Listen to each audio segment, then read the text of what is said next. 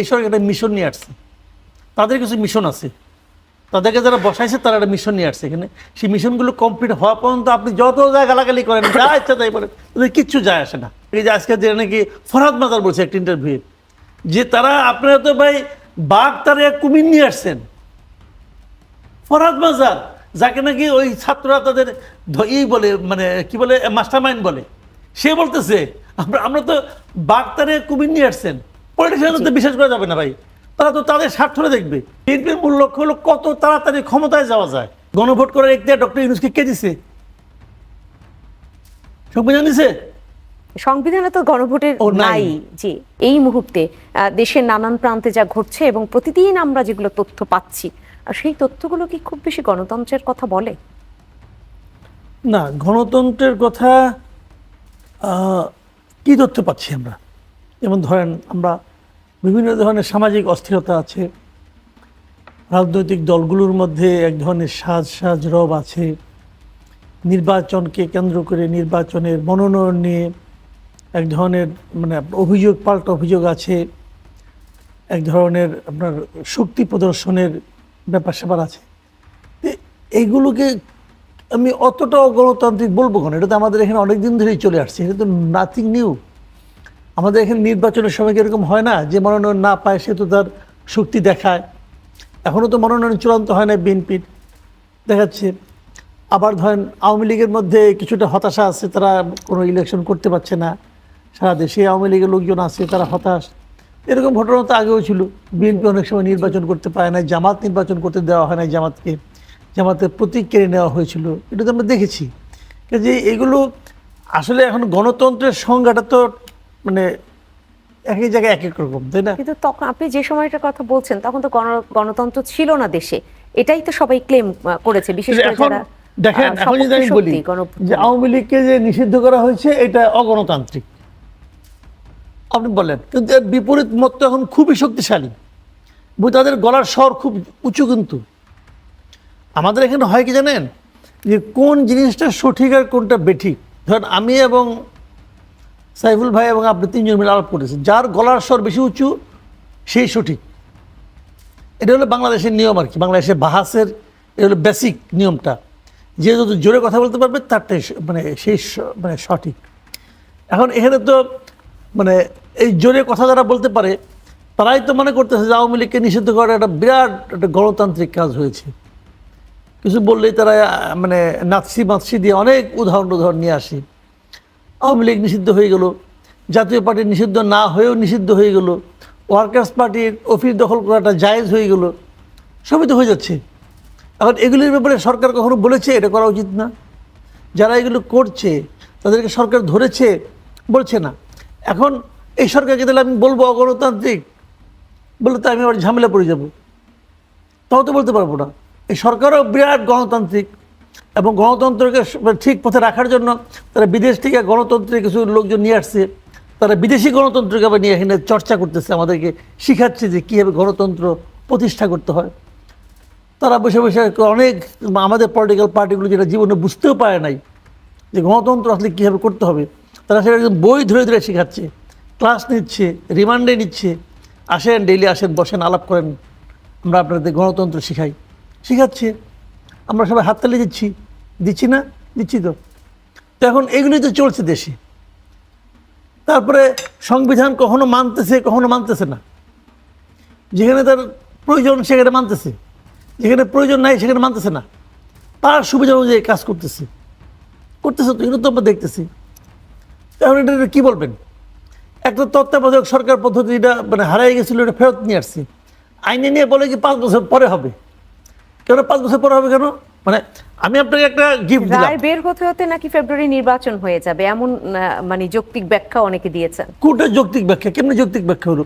আমি আপনাকে একটা এক্সাম্পল দিই। যিনি দিয়েছেন ওটাই তো যৌক্তিক। ধরেন আপনি এক জায়গায় বেড়াতে যাবেন, খুব বড় অনুষ্ঠানে যাবেন, আপনার হাজব্যান্ড আপনাকে একটা শাড়ি এনে দিল, কি এটা তোমার জন্য খুব ভালো হবে। আপনি খুলতে গেলেন, না না এখন খুলো না, এটা এই বিয়ের জন্য না, 5 বছর পরে যে বিয়েতে তুমি যাবে তখন তুমি পরে যাবে। 5 বছর পরে শাড়ি পরার মনও আপনার নাও থাকতে পারে, 5 বছর পরে দেশে অনেক কিছু ঘটতে পারে, 5 বছর পরে আপনি মরেও যেতে পারেন না ভাই। তো এখন আল্লাহ না করুন এটা হবে না। হ্যাঁ, ধরে নিচ্ছি হলো না, তাহলে 5 বছর পরে কেন? যদি জিনিসটা ভালো হয় তা আজকের জন্য ভালো নয় কেন? বলছে এটা সংবিধানে ঝামেলা আছে। কি ঝামেলা? বাস্তবায়ন করতে গেলে সংবিধানের তত্ত্বাবধায়ক সরকার সম্পর্কে বলা হয়েছে সংসদ ভেঙে যাওয়ার 15 দিনের মধ্যে করতে হবে। সংসদ তো ভেঙে গেছে 1.5 মাস আগে, 1.5 বছর আগে প্রায়, এটা করা যাবে না। তার মানে এখানে তারা খুবই সংবিধান মেনে চলছে। না, তো রায়ের সংবিধান কপির মানে ব্যাপারে অন্য বলেছিলেন। জায়গাগুলোতে মানে না কেন? আপনার মতের এই আয়োজনে অ্যাডভোকেট শাহরিয়ার কবির উনি বেশ যুক্তি দিয়ে, যে ওনার এটা অনেক বেশি যৌক্তিক, উনি এভাবে উপস্থাপন করেছিলেন, আমি নাম মেনশন করেই বলছি, যে রায়ের কপি পেতে পেতে ফেব্রুয়ারি নির্বাচন হয়ে যাবে, আর যদি আমরা এই রায়ের কপির জন্য অপেক্ষা করি তাহলে এই নির্বাচন আরো পেছাবে, তখন নির্বাচন নিয়ে সংশয় দেখা দিবে। রায়ের কপি পেতে পেতে ওই সিস্টেমেটিক হইতে রায়ের কপি না পেয়ে তাতে রায়ের কপি পাওয়া সম্ভব না? চাইলেই সম্ভব। যে রায় লিখবেন, যিনি রায়ের কপি দিবেন, উনি কি বিদেশ থেকে আসবেন? ভাই, এই মুহূর্তে জাতির সবচেয়ে বড় প্রয়োজন কোনটা? কোনটা বলেন? এটা ইলেকশন। এবং ইলেকশনের জন্য সর্বোত্তম পদ্ধতি কোনটা? একটা অন্তর্বর্তীকালীন সরকার, ঠিক কিনা? তো ওইটার জন্য একটা রায়ের কপি, এটাও কি ওই গড্ডালিকা প্রবাহের মতো চলবে? অন্য 10টা মামলা যেভাবে সেভাবে হবে? মাসুদ কামাল, এখানে আরো একটি ব্যাখ্যা আমরা পেয়েছি, সেটা আসলে যৌক্তিক কি অযৌক্তিক আপনারা বলতে পারবেন, আমাদের মতো সাধারণ মানুষের পক্ষে বলা সম্ভব না। তারা এই ব্যাখ্যাও দিয়েছেন যে এখন অন্তর্বর্তী সরকার যদি তত্ত্বাবধায়ক সরকারের রূপে চলে যায় তাহলে তারা নির্বাচন সম্পন্ন করতে পারলেও এই জুলাই সনদ, নুপোট এগুলা আসলে তারা করতে পারবে না, তাদের সে এখতিয়ার থাকবে না। এটা আসলে কতটা যৌক্তিক? এদেরকে কে দিছে বলেন? গণভোট করার এখতিয়ার ডক্টর ইউনূসকে কে দিছে? সংবিধান দিছে? সংবিধানে তো গণভোটের নাই। জি, তাহলে দেখেন, আমি আপনিও বুঝি নাই, তো উনি এখতিয়ার পাইল কই? আচ্ছা ধরেন উনি বলতেছে সংবিধানে তো অন্তর্বর্তীকালীন সরকারই নাই, এটাও নাই, বিদ্যমান সংবিধানে নেই। তাহলে উনি যার কোনো অস্তিত্বই নাই, সংবিধান যার অস্তিত্বই স্বীকার করে না, তার এখতিয়ার আছে। আর যেটা নাকি সুপ্রিম কোর্টের মতো রায় দিল সেটা এখতিয়ার নাই। কি বলেন ভাই? ঘটনা তা না। ঘটনা হলো যখন বিষয়টা আমার জন্য সুবিধাজনক তখন আমি একভাবে বলি, যখন আমার জন্য সুবিধাজনক না তখন আমি আরেকভাবে বলি। এই মুহূর্তে বিএনপি দেখতেছে, বিএনপির মূল লক্ষ্য হলো কত তাড়াতাড়ি ক্ষমতায় যাওয়া যায়, কত তাড়াতাড়ি ক্ষমতায় যাওয়া যায়। এমন একটা তত্ত্বাবধায়ক গভর্নমেন্ট আনলে পরে মিনিমাম 3 মাস, 2.5 মাসের জায়গায় 3 মাস, হয়তো সেটা মার্চ হয়ে যাবে, তখন আবার রোজা আসবে, অমুক আসবে, তমুক আসবে। অতএব তাদের ক্ষমতায় যাওয়ার জন্য এখন তো এই অন্তর্বর্তী হোক যেই হোক, আমি তখন ক্ষমতা যাবই, কারণ আমার তো মূল প্রতিদ্বন্দ্বী মার্কেটে নাই, আওয়ামী লীগ নাই, জামাত লাফালাফি করতেছে, উত্তরবঙ্গে কয়েকটা সিট পাবে, তারা কি আর ক্ষমতা আমার সঙ্গে ফাইট করতে পারবে? আমি যাব। আপনি যান, ভাবেন তো 2008 সালে যখন তত্ত্বাবধায়ক সরকারের অধীনে নির্বাচন হয়, আমরা তো ওটা ভোট দিয়েছি, তো আমরা কি ঘোরাঘুরে ভেবেছিলাম যে আগামী নির্বাচনটা তত্ত্বাবধায়ক সরকার থাকবে না? আমরা ভেবেছিলাম? ভাবিনি তো। পরে থাকছে? থাকে নাই। কেন থাকে নাই? আওয়ামী লীগ এত সংখ্যাগরিষ্ঠতা পেয়ে গেল, তারা সব চেঞ্জ করে ফেলালো। যদি এরকম আগামীতেও হয়, হতেই পারে, হতেই পারে তত্ত্বাবধায়ক সরকার আর পাবো না। এই ত্রয়োদশ সংশোধনের মতো আবারও ঘটনা ঘটতে পারে, সেটা বলছি। যে কোনো সময় ঘটতে পারে। পলিটিশিয়ানদের তো বিশ্বাস করা যাবে না ভাই, তারা তো তাদের স্বার্থটা দেখবে। শেখ হাসিনা তো খুব ভালো মানুষ ছিল 96-এ, পরে এরকম হয়ে গেল কেন? যখন নিরঙ্কুশ ক্ষমতা সে পেয়ে গেল তখন সে ভাবে আমি কইলেই তো হয়, সে করা শুরু করলো, তুমি নাই, তুমি বাদ, তুমি গুম, তুমি নিহত, শেষ, যা বলে তাই হয়। তো তখনও তাই হতে পারে। 106-এর বৈধতা পাওয়া যাচ্ছে না, ও কোনো কাগজপত্র পাওয়া যাচ্ছে না, বিচারপতিরা ছিলেন না, সব সেনানিবাসে ছিলেন, মানে সবটা যদি একটু ব্যাখ্যা করতেন। এটা হলো যেমন কি, আপনি যখন একটা মিথ্যা কথাকে জাস্টিফাই করতে যাবেন তখন আপনি সিরিজ অফ মিথ্যা বলতে হবে, এবং সিরিজ অফ মিথ্যা বইলেও যখন আপনি মিলাইতে না পারবেন তখন গড়তমি করতে হবে। এখন এই জিনিসটা এখানে হচ্ছে, সিরিজ অফ মিথ্যা এবং গড়তমি, এই দুটো জিনিস এখানে হচ্ছে। ভাই, এত কিছু তো দরকার ছিল না। একটা সরকার পালাই গেছে, জাস্ট পালাই গেছে, তো পালাই যাওয়ার পর সে কি সংবিধান মাইনে পালাই গেছে? পালাই যায় তো সংবিধানে কোথাও আছে প্রাইম মিনিস্টার পালাই যাইতে পারে? আছে? কোথাও লেখা নাই। নাই তো। সে সংবিধান নিয়ে খেলায় পড়তো, এই সংবিধানে কোথাও পালানোর ইতিহাস নাই, পালানোর অপশন নেই, আমি পালাবো না। দাঁড়ালো না কেন? কারণ বাস্তবতার সঙ্গে সংবিধান মুখোমুখি দাঁড়াই গেছিল। বাস্তবতা এক জিনিস, সংবিধান আরেক জিনিস। তো যদি বাস্তবতাই ঠিক হয়, পরে আপনাকে যে সংবিধান মেনে শপথ দিতে হচ্ছিল কি? কারণটা কি?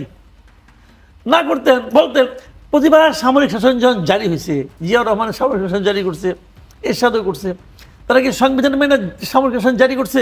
কয় নাই তো। তাদের মাথায় বুদ্ধি আছিল, তারা আইসা দিয়ে করছে কি গায়ের দিলে দখল করছে, করে বলে কি সংবিধান স্থগিত। যখন আপনি সংবিধানকে স্থগিত করে দিলেন, তখন তো জি, কোন আইনে করলেন? বন্দুকের আইনে করছি, বন্দুক দিয়ে করছি, পারলে প্রতিবাদ করো। কেউ তো প্রতিবাদ করতে পারে নাই, সংবিধান স্থগিত। স্থগিত করে ওনারা যা ইচ্ছা তাই করছেন। পরে আবার এটাকে রেটিফাই করে দিয়েছেন, গাইড জুড়ে করে নিয়েছেন, সবই হয়েছে। আচ্ছা, এখন আপনি ওই কাজে গেলেন না কেন? ওই পথে গেলেন না কেন? আপনি মহাজ্ঞানী, সব সব মহাজ্ঞানী, জ্ঞানের কোনো শেষ নাই, জ্ঞানের ভারে নুজ্জ হয়ে গেছে একজন। তো এত জ্ঞানী লোক, আপনার সংবিধান মেনে যে শপথ দিচ্ছেন, যখন নিছেন যখন, তখন এটা মানবেন তো? আপনি শপথ করছেন না ভাই, মানেন না কেন এখন? মানে না। আবার কি মানে মানে না? তারপরে সময়ের প্রয়োজনে মানি না। তো যদি সময়ের প্রয়োজনে যদি আপনার জন্য হয়, তাহলে আমার জন্য হয়েছে। সংবিধান হলো সমস্ত আইনের উৎস বলি আমি সংবিধানকে, ঠিক না? তাহলে তো যেখানে আপনার সুবিধা হয় না, আপনি মানবেন না, ওটা যদি আমি না মানি, আমার ছাড়বেন, আমরা তো ছাড়বেন না। তাহলে এটা কেমন কথা হলো? যে আইন মানে কি? আইন হলো এমন একটা বিষয় যা নাকি আপনার জন্য প্রযোজ্য, আমার জন্য প্রযোজ্য। আইন মানে আপনার কার কত হাইট এটা দেখে না, কার পকেটে কত টাকা এটা দেখে না, কার কত ক্ষমতা এটা দেখে না, সবার জন্য সমান। তো আমার আইন তো সবার জন্য সমান না। ডক্টর ইউনূসের জন্য এক আইন, বরণ্যের জন্য আরেক আইন। তো এটা তো আইনের শাসন হলো না। না, সে প্রশ্নটা তো উঠেছে যে কর মওকুফের বেলায়ও দেখা যাচ্ছে এক একজনের জন্য এক এক ধরনের আইন। হ্যাঁ, ওনার প্রতিষ্ঠান 2029 পর্যন্ত আইন মানে কর্মকুফ হয়ে গেছে ওনারটা।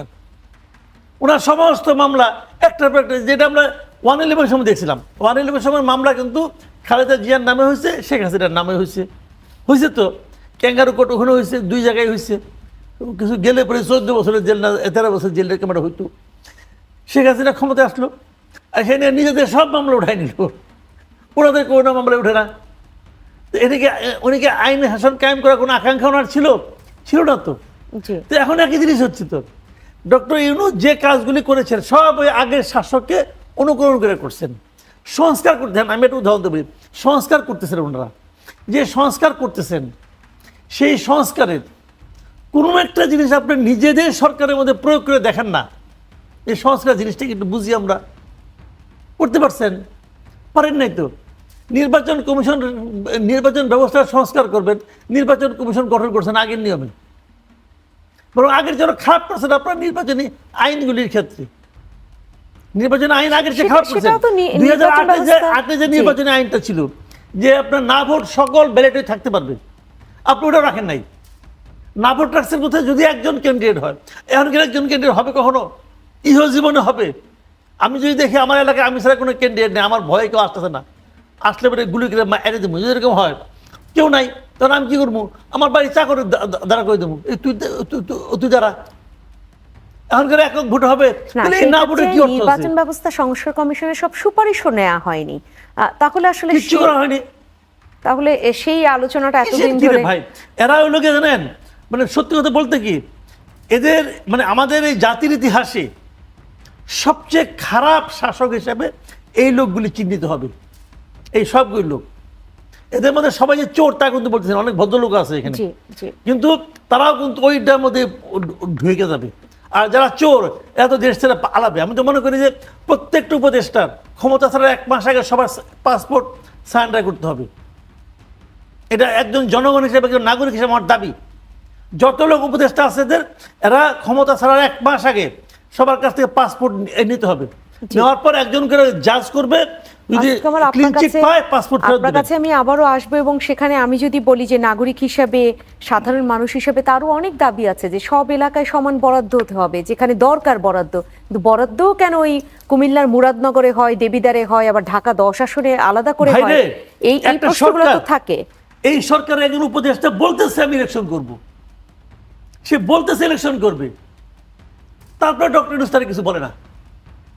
বাবা তুমি করো। ধর্ম অবমাননার অজুহাত তুলে হামলা মামলা বন্ধের দাবি আবার আজকে জানিয়েছেন 258 জন নাগরিক। দাবি তো আসলে সব নাগরিকের, দাবি কি খুব মানা হচ্ছে? দাবি যদি কেউ না মানে আপনি কি করবেন? সরকার যদি সিদ্ধান্ত নেয় আমরা কোনো দাবির কথা শুনবো না, যেটুকু আমার সুবিধা ওইটুকু শুনবো, যেটুকু সুবিধা নেই শুনবো না, আপনি কি করবেন? এই যে বাউলদেরকে যে মারা হচ্ছে, বলেন ভাই একটা কথা মানেন যে আপনি বাউলদেরকে দেখলাম তো ভিডিওগুলি, পিঠের মধ্যে লাথি মারলো, পুকুরে ঝাঁপিয়ে পড়লো আত্মরক্ষার জন্য, এগুলি কি এটা আমাদের দেশে এগুলি কখনো ছিল ভাই? এরা কে? এরা কি কারো রাজনৈতিক প্রতিদ্বন্দ্বী? এরা কি প্রাইম মিনিস্টার হতে চায়? চায় না তো। আমাদের এখানে বাউল সংস্কৃতি, এটা কি আজকের থেকে? আজকের থেকে নাকি? কিন্তু কোনো না কোনো রাজনীতির বাইরে কি তারা? কারণ আমরা যখন দেখি যে একদম শিক্ষা প্রতিষ্ঠানে কোনো ধরনের সঙ্গীতের শিক্ষক নিয়োগ দেয়া যাবে না, সেগুলোও কি আসলে খুব বেশি রাজনীতির বাইরে কিনা? বাইরে যদি আপনি না রাখেন, রাখবেন না। এখন আপনারা রাখতেছেন না, আপনার মধ্যে পলিটিক্স ঢুকাই দিয়েছেন, আপনি কি করবেন? স্কুলের সঙ্গীত শিক্ষা লাগবে, কেমন লাগবে না? সঙ্গীত কি একটা শিল্পকলার একটা অংশ না? তাহলে তো সঙ্গীত শিখে বলতে হলে আপনার আর্ট করে বন্ধ করে দেন। আর্ট দিয়ে কী হবো? চারুকলা দিয়ে কী হবে? মানুষের ছবি আঁকবে, ওই না আবার ভাস্কর্য আছে, মূর্তি বানায়। আরে বাবা, এটা আইনি বন্ধ করতে হবে। দেন বন্ধ করে, সব বন্ধ করে দেন। কিন্তু সমস্যা হলো কি, এই সবগুলি বন্ধ করে আপনি চালুটা করবেন কি? ইসলাম চালু করবেন, ওকে করেন, আমার তাও কোনো আপত্তি নাই। কোন ইসলাম করবেন ভাই? কোন ইসলাম করবেন? আমাদের এই যে হুজুরা যে বলে ওয়াজ করে, দেখছেন? আমি আপনাকে সিম্পল 2-3টা হুজুরের নাম বলি। এই যে একজন আছে মিজানুর রহমান আজাহারি, বিরাট জ্ঞানী লোক, আমি তার খুব পছন্দ করি, সুন্দর বলে, বাংলা ইংরাজি আরবি সব মিলাই মিশাই বলে, ভালো। আরেকজন আছে এনায়েতুল্লাহ আব্বাসী, উনি রীতিমতো পিএইচডি ডিগ্রি। দেখেন তো আপনি ওনার কথা দুটাই মিলে শুনেন, দেখবেন একজন বিশ্বাস করবেন। মানে এনায়েতুল্লাহ আব্বাসী বলছে তো ঠিকই না, ওর তো ইমানই ঠিক নাই, আজহারের সমস্যা বলছেন, তাহলে আমি কোনটা বিশ্বাস করবো আমি? আচ্ছা ঠিক আছে, পুরো দেশের পৃথিবীর মধ্যে সুন্নি হলো 85%, আর শিয়া হলো 50%, 50% কি ভুল? আবার দেখেন সুন্নি আপনি হবেন, সুন্নি আপনি কোন মাযহাবের? হানাফি, শাফি, হাম্বলি, কোনটা বলেন? জি, তাহলে একটা তো একটা মানে না ভাই। এইগুলো লোক জানেন, আমার কথা হলো কি ভাই, আপনি যেটাকে আপনার বিবেক দিয়া, আপনার জ্ঞান দিয়া, আপনি পড়াশোনা দিয়া, আপনি যেটাকে ভালো মনে করেন সেটা আপনি করেন, কোনো সমস্যা নাই। কিন্তু আমার কথা হলো যে আমি হানাফি, ধরেন আপনার মানে সুন্নির হানাফি মাযহাব আছে, আপনার হাম্বলি আছেন, আর আপনাকে আমি আমারটার মধ্যে আনতে পারবো জোর করে? আপনাকে আমি পিটাতে পারবো না। আলাদা দাবি তোলা হচ্ছে, মানে আহমদিয়াদের আবার একেবারে অমুসলিম ঘোষণা করতে হবে। কেন? এই জায়গায় যে আপনি বলছেন যে যারটা নিয়ে থাকুক, কেন আনতে পারবো বা আনতে পারবো না, তাহলে বাউলদের কেন আনবার চেষ্টা হচ্ছে? আমাদের বাউল বন্ধ করতে হবে, হয়তো কণ্ঠ বন্ধ করতে হবে। শাহ আব্দুল করিম ছিল বাউল, শাহ আব্দুল করিম তো বিশাল বাউল ছিল। ওনার গান আপনি শুনতেছেন, ওনার গানে গিয়ে শেখার মতো কিছুই নেই। আপনার সব বন্ধ করে, আপনার পছন্দ না হইতে পারে, আপনার পছন্দ হলে আপনি শুনেন না, কোনো প্রবলেম তো নাই। তাকে আপনি পানির মধ্যে চুপাবেন কেন? এটা কি ইসলাম বলে ইসলাম এটা? ভাই এই লোকগুলি বেসিক্যালি যারা এগুলো করেন, কেন করেন আমি জানি না, হয়তো তাদের ভালোবাসার থেকে করেন, আমি বলতে পারবো না কেন করেন। কিন্তু আমার আজকে দেখলাম যে বলতেছে, এই যে ফরহাদ বাজার, সে বলতেছেন আজকে দেখলাম প্রেস ক্লাবের সামনে, যে যাকে আপনারা অ্যারেস্ট করছেন সে তো আমার সব আন্দোলনের পুরোপুরি সে ছিল, সারা সময় সে ছিল। যে যাকে মারলো, যারা মারলো তারাই যে আবার মামলা করলো, এদেরকে অ্যারেস্ট করে নিয়ে গেল। এখন আপনি এখানে সঙ্গীতের কথা বলতে পারবেন না, চিত্রকলার কথা বলতে পারবেন না, মুক্তিযুদ্ধের কথা বলতে পারবেন না, আপনি কিছুই করতে পারবেন না। কি করবো আমি? কিও করতে পারবো না। এই জায়গায় দাবি থাকলো, সে দাবি না মানলে আসলে কি করা যাবে আপনি এটা বললেন। আমি একটু বরাদ্দের জায়গাটা আপনার কাছে শুনতে চাই। আমরা কুমিল্লার মুরাদনগর, দেবিদারে একটু বেশি বরাদ্দ দেখেছি, 450 কোটি টাকা, 350 কোটি টাকা। এখন আবার ঢাকা 10 আসনে হঠাৎ করে বরাদ্দ অনেক হয়ে গেল, এবং উনি এখানে নির্বাচন করবেন বলে ইচ্ছা প্রকাশ করিয়াছেন, জাতি ধন্য হয়ে গিয়েছে। ঢাকার কি অন্য আসনে মন্দির মাদ্রাসা এগুলার উনি যেখানে থাকবেন সেখানে তো মসজিদ মন্দিরের বেশি প্রয়োজন। উনি মনে করেছেন, আপনি কি করবেন? ওনার মনে হয়েছে ভাই উনি আর আপনি কি সমান? আমি আর উনি কি সমান? উনি হলো রাজা মন্ত্রী এই ধরনের লোক, আমরা হলাম কি আম জনতা, পাবলিক। ওনারা আমি কি সমান নাকি? ওনার ক্ষুধা লাগলে পরে উনি ওয়েস্টার্নে যে মাঝে মাঝে যে চা খান, ওয়েস্টার্নে যে নাস্তা করেন, ওয়েস্টার্নে থাকেন। তা আমি কি জীবনে কখনো চিন্তা করছি এগুলি? ওনার সঙ্গে আমার কোনো মিল আছে? উনি জমিদার পুত্র, তো উনার কথা আমি কীভাবে বলবো কেন করছেন? তবে আমি এখানে দেখতে চাই উনি তো ইলেকশনটা করবে, ইলেকশনটা করুক, তারপরে দেখবো নি, ইলেকশনের রেজাল্ট, তারপরে দেখবো সে কি করে। তিনি মানে আপনি কোনো আশা দেখতে পাচ্ছেন ওনার না? সঙ্গে আমি বসে কথা বলি, এই সরকার একটা মিশন নিয়ে আসছে, তাদের কিছু মিশন আছে, তাদেরকে যারা বসাইছে তারা একটা মিশন নিয়ে আসছে এখানে। সেই মিশনগুলো কমপ্লিট হওয়া পর্যন্ত আপনি যত জায়গা গালাগালি করেন, যা ইচ্ছা তাই বলেন, তাদের কিচ্ছু যায় আসে না। সেই মিশনটা হলো বন্দরগুলি দেওয়া, একদম বন্দরগুলি দেওয়া, সেন্ট মার্টিন চিটাগাং ওই সাইডে কিছু একটা করা। এই জিনিসটাকে যে আজকে যে নাকি ফরহাদ মাজার বলছে একটা ইন্টারভিউ, যে তারা আপনারা তো ভাই বাঘ তারা কুমির নিয়ে আসছেন। ফরহাদ মাজার, যাকে নাকি ওই ছাত্ররা তাদের বলে, মানে কি বলে, মাস্টার মাইন্ড বলে, সে বলতেছে আমরা তো বাঘ তারে কুমির নিয়ে আসছেন, এখন তো কুমিরের যন্ত্রণা সেন্ট মার্টিনেও যাইতে পারেন না। কি যে এখানে তো আমেরিকা একটা তুরস্ক বানাচ্ছে। এটা ফরহাদ মাজারের বক্তব্য, আমি তো ভাই পাবলিক বলেছি, আমি আর কি কমবো।